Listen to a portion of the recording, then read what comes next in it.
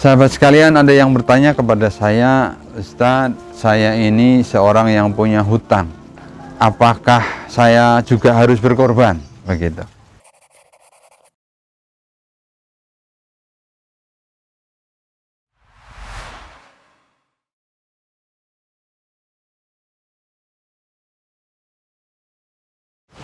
Assalamualaikum warahmatullahi wabarakatuh.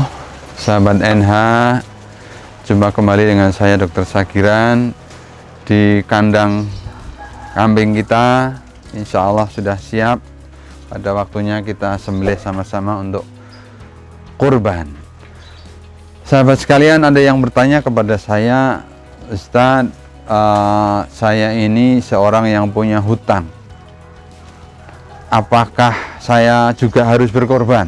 Begitu.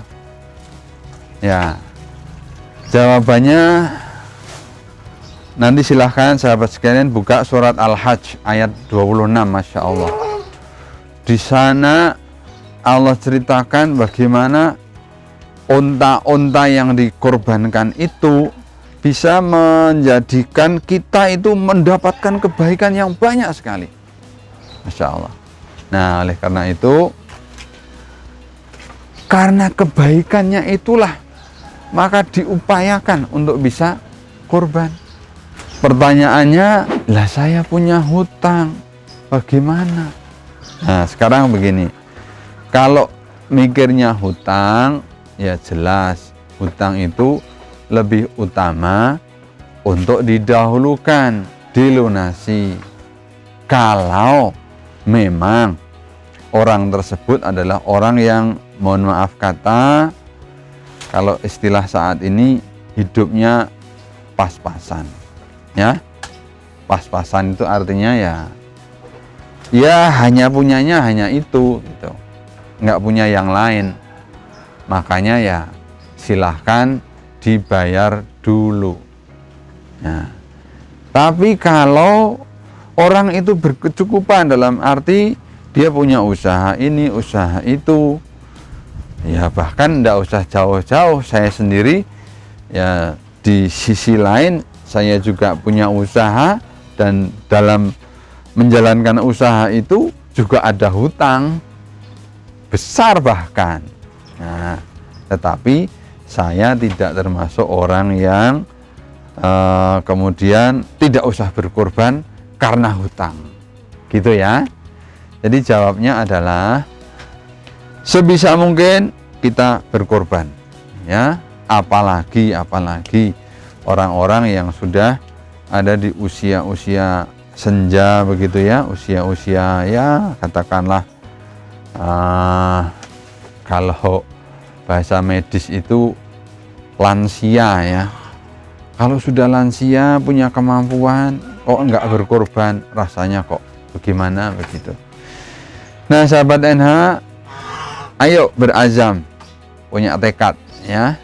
Ini sekedar pengalaman pribadi saya mengatakan begitu saya memasuki rumah tangga sejak waktu itu ya, saya setiap tahun harus berkorban.